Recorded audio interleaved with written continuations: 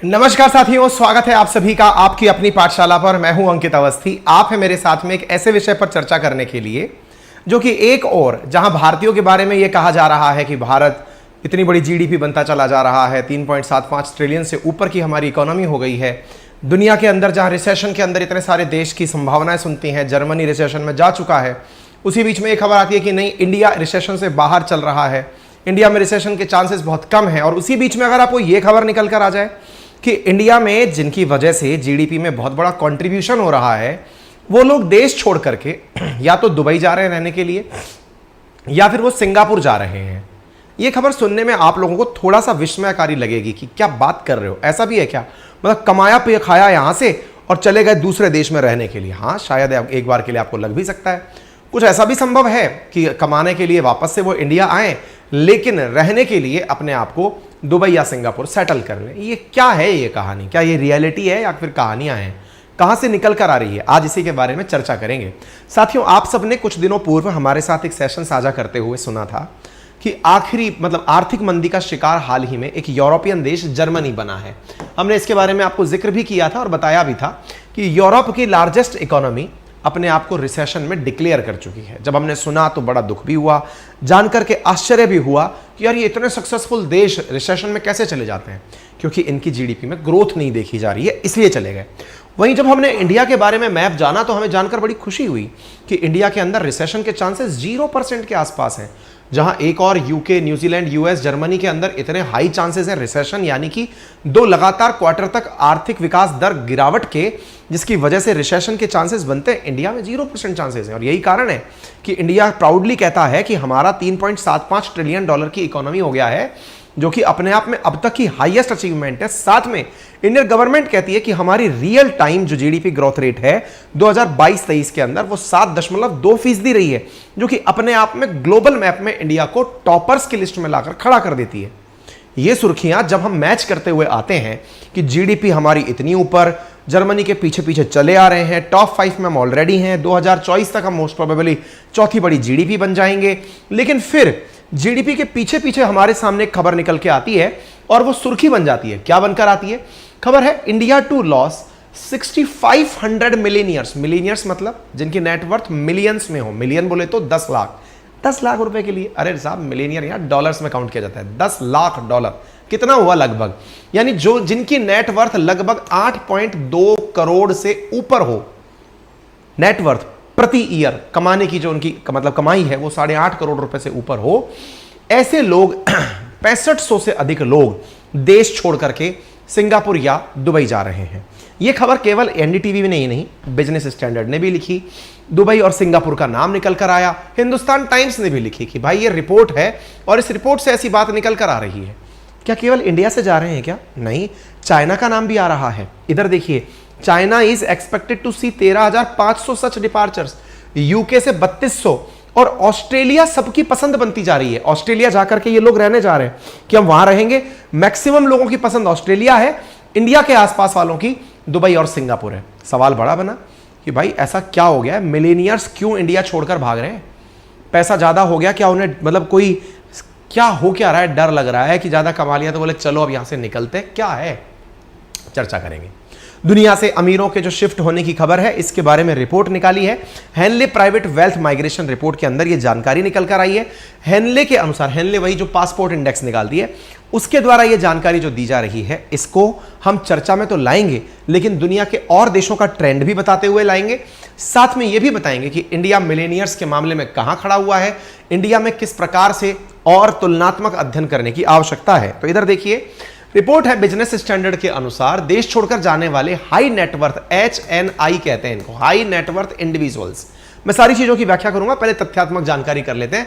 उसमें दुनिया के अंदर दूसरे पायदान पर जो माइग्रेट होने वाले लोग हैं उसमें भारत है, हमसे जस्ट डबल नंबर पर चीन चल रहा है, हमारे बाद में यूके है, जहां से पैसे वाले लोग देश छोड़ करके दूसरी जगह पर रहने जा रहे हैं।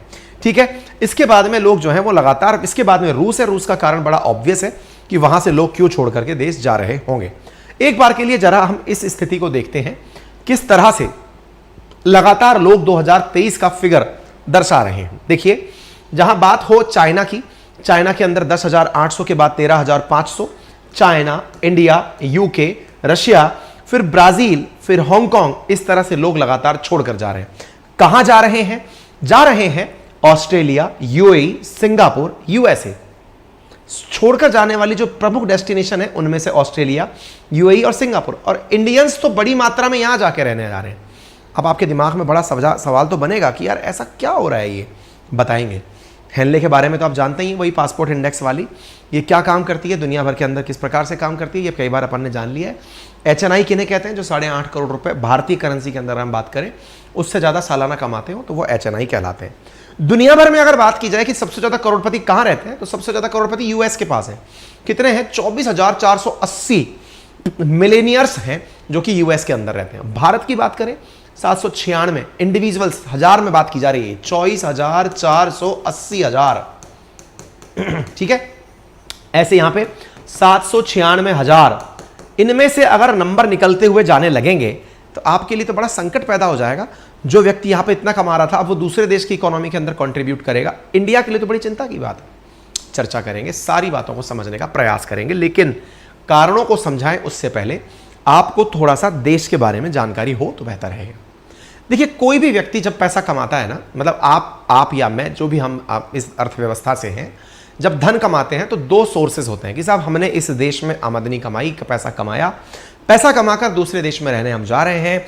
दूसरे देश में जा क्यों रहे हैं, हम अपने देश में क्यों नहीं रह रहे हैं, तो पहला कारण खोजा जाता है। और जिस बात को सुनकर के हम अक्सर इंडियंस को बड़ी निराशा सी भी होती है कि यार कमाया तो सारा हमसे ही था, इसी देश के कारण कमाया था, अब चले जा रहे हैं। बिल्कुल, सारी चीज़ों की थोड़ी सी बात कर लेते हैं। देखिए होता क्या है, इलेक्ट से इंडियन के बारे में बात करते हैं, एक आम आदमी के बारे में बात करते हैं, जो आम आदमी आप और हमारे बीच में रह रहा है, अपन जैसा जो व्यक्ति है उसके बारे में। उसकी नेचुरल जरूरत क्या है, सरकार से क्या अपेक्षा करता है, वो बेसिक नीड्स हैं उसकी, जैसे चिकित्सा है, स्वास्थ्य है, सैनिटेशन यानी सफाई है ना, और स्कूलिंग है, और उसका ट्रांसपोर्टेशन है, पुलिस शासन व्यवस्था है, करप्शन है। ये उसकी रोजाना की दिनचर्या के अंदर मतलब टकरा कर सामने आने वाली व्यवस्थाएं हैं। उदाहरण के लिए, आज आप जब घर से बाहर निकलते हैं, सबसे पहले ही बाहर निकलते आपका जो सामना होता है वो खराब सड़क से होता है।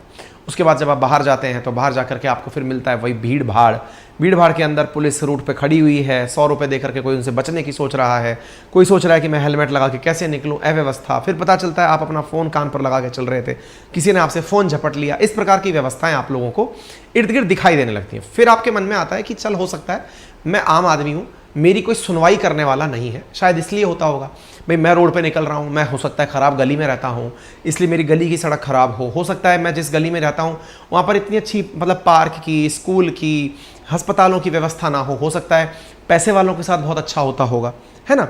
अच्छा, अब मैं आपको थोड़ा आगे लेकर चलता हूँ। मान लीजिए कि कोई व्यक्ति, एक साधारण व्यक्ति से थोड़ा ऊपर का व्यक्ति है, जो 5 करोड़ रुपए साल का कमाता है। उदाहरण के लिए हम लेकर चलते हैं, 5 करोड़ रुपए साल का अगर वो व्यक्ति कमाता है ना, तो वो अपनी कमाई में से कम 2 करोड़ रुपए, कम से कम बता रहा हूं, वो डायरेक्ट टैक्सेशन में सरकार को दे देता है। डायरेक्ट टैक्सेशन में। आप पूछेंगे ये कैसे?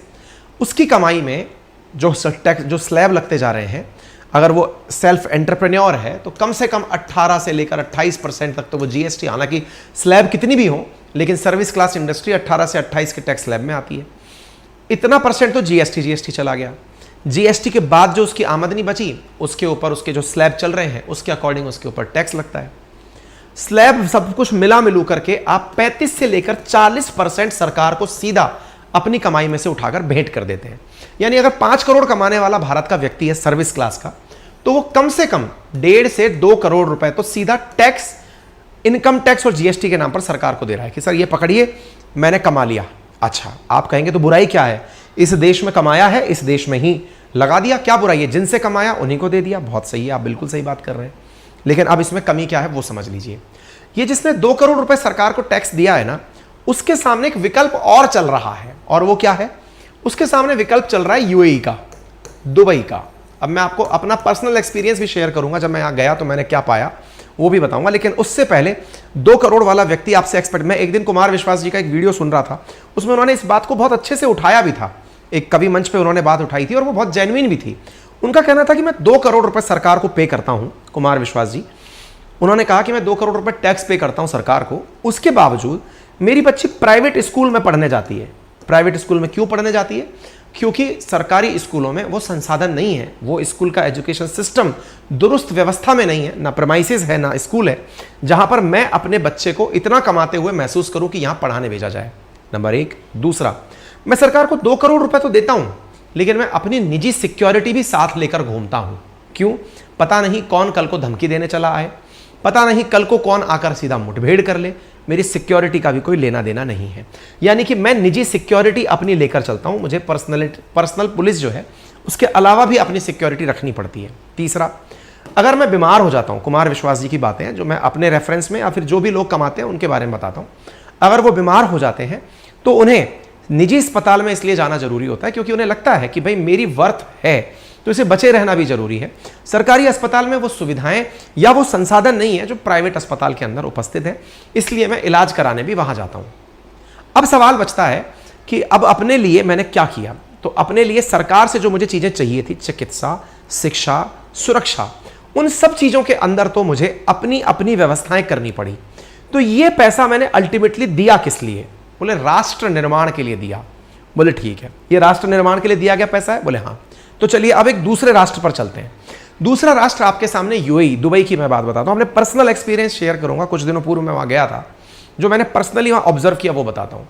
पहला ऑब्जर्वेशन तो ये था, मैं सोचकर तो गया था कि आपकी क्लासेस वहां से लूंगा, अपने साथ लैपटॉप लेकर गया था, लेकिन लैपटॉप मैंने गाड़ी में ही रखा, छोड़ दिया। मैं भूल गया लैपटॉप उतारना, जब होटल में उतरा तो मेरा लैपटॉप गाड़ी में ही छूट गया, टैक्सी में ही छूट गया।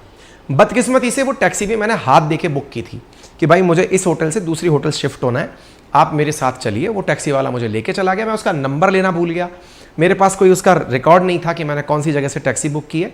उसने किलोमीटर के हिसाब से छोड़ा और मुझसे जो उनकी दिरहम चलते हैं मैंने वो पे किया।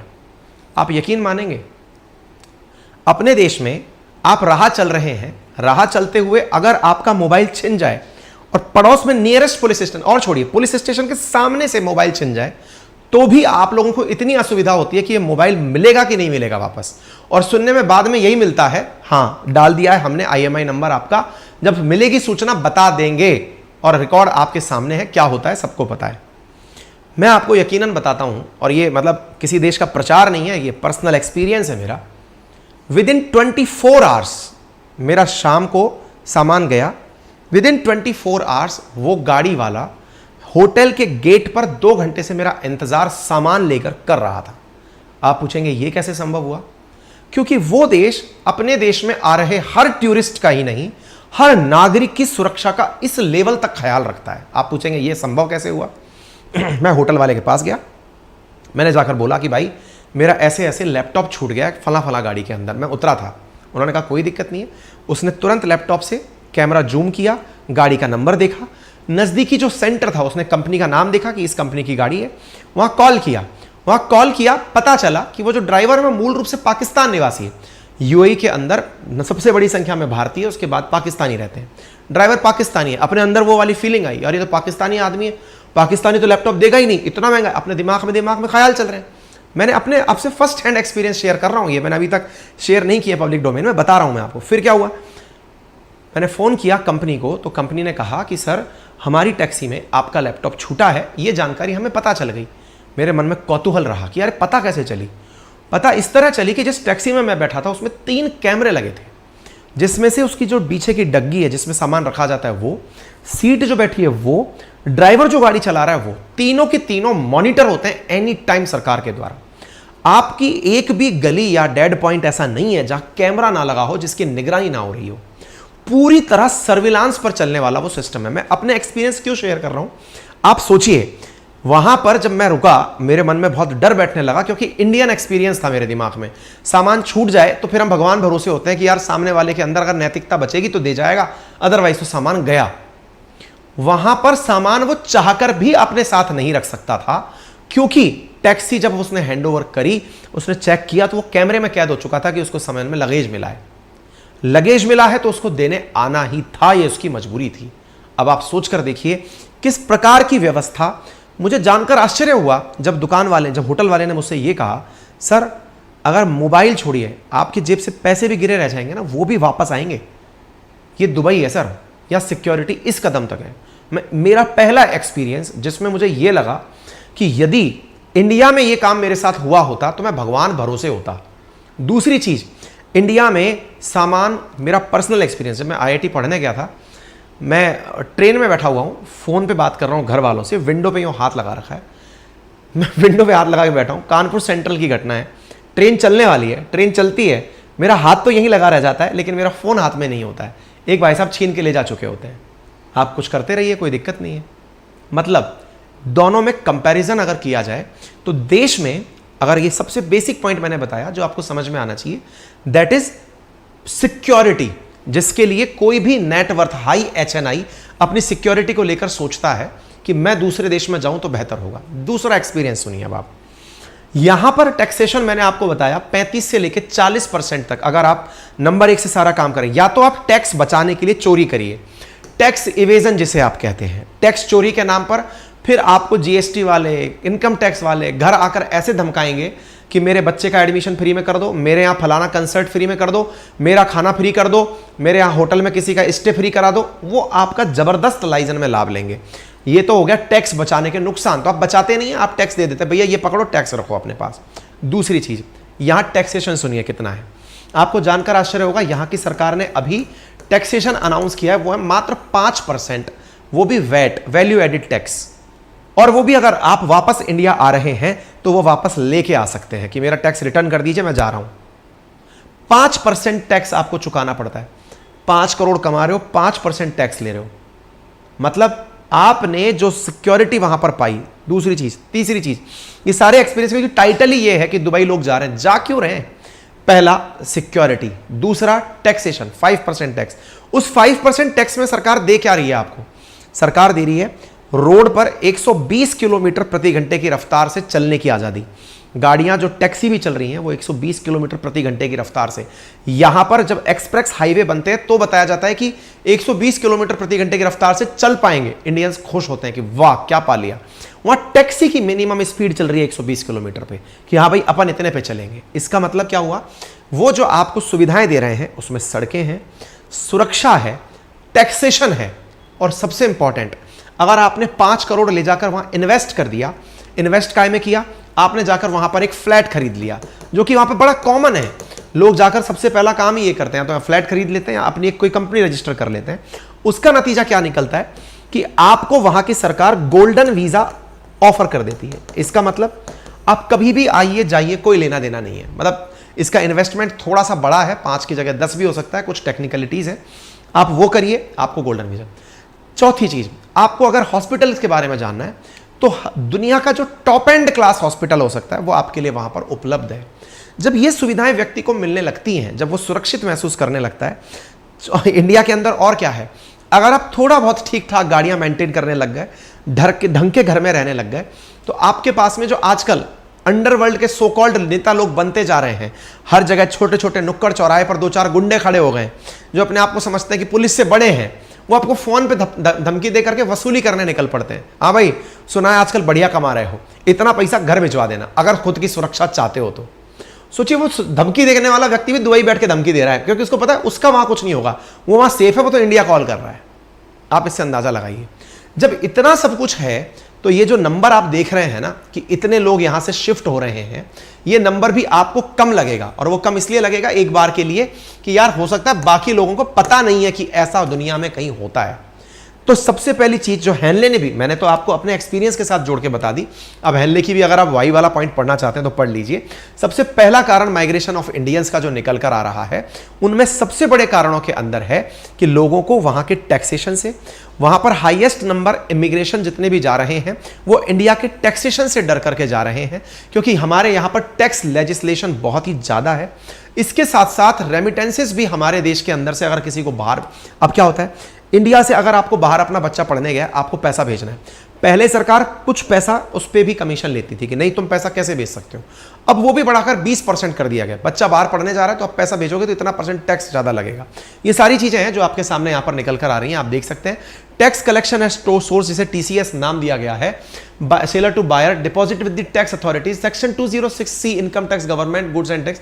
टैक्स कलेक्टेड सोर्स जो है उसकी वैल्यू बढ़ करके देश के अंदर बहुत ज्यादा कर दी गई है, यानी कि देश के अंदर जो देश के वासियों से जो टैक्स वसूला जा रहा है वो इतना ज़्यादा है कि इमिग्रेशन के नाम पर जो लोग बाहर बच्चों को पढ़ने भेजते हैं उन्हें भी अपने देश से पैसा भेजते समय बहुत सारा टैक्स चुकाना पड़ता है।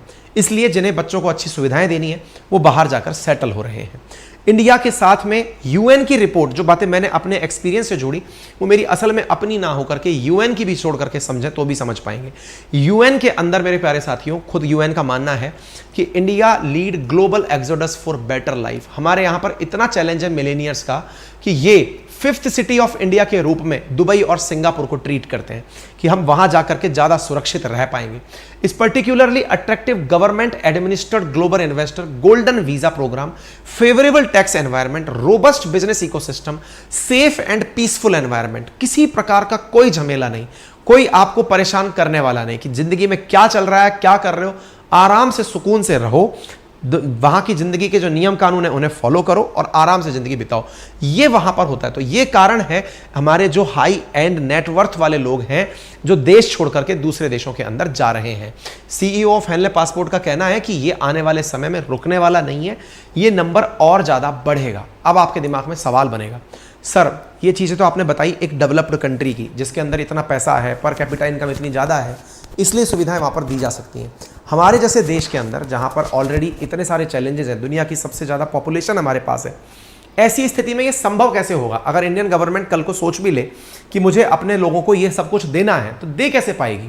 बहुत सही सवाल है। इसके लिए यहाँ पर 2-4 ऑप्शंस दिमाग में निकलते हैं और वो क्या है? सरकार की मजबूरी है कि वो सबको एक जैसा एनवायरनमेंट नहीं दे सकती, लेकिन सरकार प्लानिंग इस तरह से कर रही है जैसे जो आप लोग हाल ही में अंडमान निकोबार के पास सरकार के द्वारा ग्रेट निकोबार परियोजना जो सुन रहे हैं, उसके बारे में कहा जा रहा है कि सरकार निकोबार को सिंगापुर की तरह डेवलप करने के बारे में विचार कर रही है। यानी इंडिया का कोई भी व्यक्ति इंडिया के ही एक आइलैंड निकोबार पर जाकर अगर रहने जाता है तो उसे टैक्सेशन में, उसे सिक्योरिटी में, उसे सर्विसेज में वो सारी सुविधाएं सिंगापुर स्टाइल में उपलब्ध कराई जाएंगी, ऐसा सुनने में आ रहा है। जिसमें से टैक्स रिलैक्सेशन सबसे बड़ी चीज निकल कर आ रही है। आपको जानकर आश्चर्य होगा, इंडिया की बहुत सारी कंपनीज ने अपने ऑफिस सिंगापुर में और दुबई में इसीलिए खोले हुए हैं क्योंकि वो वहां से ऑपरेट करते हैं, बिना टैक्सेशन के अपना काम ऑपरेट कर लेते हैं। बाकी आपकी अपनी क्या राय है वो आप कमेंट बॉक्स में बता सकते हैं। मैंने तो अपने अनुभव जोड़ करके आपको इसमें बात बताई है। बाकी आपको लगता है कि सरकार ऐसा सबके साथ नहीं लागू कर सकती, बिल्कुल सही बात है, लेकिन सरकार को टैक्सेशन के मामले में भी ये सोचना होगा कि टैक्स एवेजन के नाम पर जो शर्मिंदगी, जलालत दी जाती है ना लोगों को, उससे अगर बचाया जाए तो शायद लोग देश के प्रति उतनी वफादारी से काम कर पाएं। खैर, बाकी आपके मन की बातें, आपको जैसे समझना है आप समझें, आप बताएं। बाकी हमारी तरफ से इंपॉर्टेंट अनाउंसमेंट ये है कि आप लोगों के लिए भवानी बैच में एडमिशन शुरू हो चुका है। Bhavani batch complete GS batch, जिसके अंदर ज्योग्राफी, पॉलिटी, इकोनॉमी, हिस्ट्री मेरे द्वारा एनसीईआरटी लेवल पर पढ़ाई जाती है। ये मात्र 1999 में पूरे 1 साल के लिए आपको उपलब्ध कराया गया है। स्टेट पीएससी, एसएससी, रेलवे और डिफेंस जैसे एग्जामिनेशंस के लिए जो भी विद्यार्थी पढ़ना चाहें वो हमारे साथ भवानी बैच डिजिटल बोर्ड के माध्यम से पढ़ सकते हैं। एडमिशन शुरू है, इस रविवार की मध्यरात्रि तक आपको एडमिशन दिए जाएंगे। एप्लीकेशन अपनी पाठशाला, जिसका लिंक कमेंट बॉक्स में और डिस्क्रिप्शन में दिया गया है, गूगल प्ले स्टोर, iOS और विंडो एप्लीकेशन पर उपलब्ध है। आप यहाँ पर जो भी क्लासेस पढ़ेंगे उसकी कंप्लीट पीडीएफ, क्लासेस अगर आप लाइव नहीं देख पाए तो उन्हें आप रिकॉर्डेड फॉर्मेट में भी देख पाएंगे। साथ ही साथ आपको हमारी टेक्निकल टीम का सपोर्ट भी इन नंबर्स पर कांटेक्ट करने के लिए मिलता है। ठीक है ना? चलिए फिलहाल के लिए इतना ही। अपना ख्याल रखिए।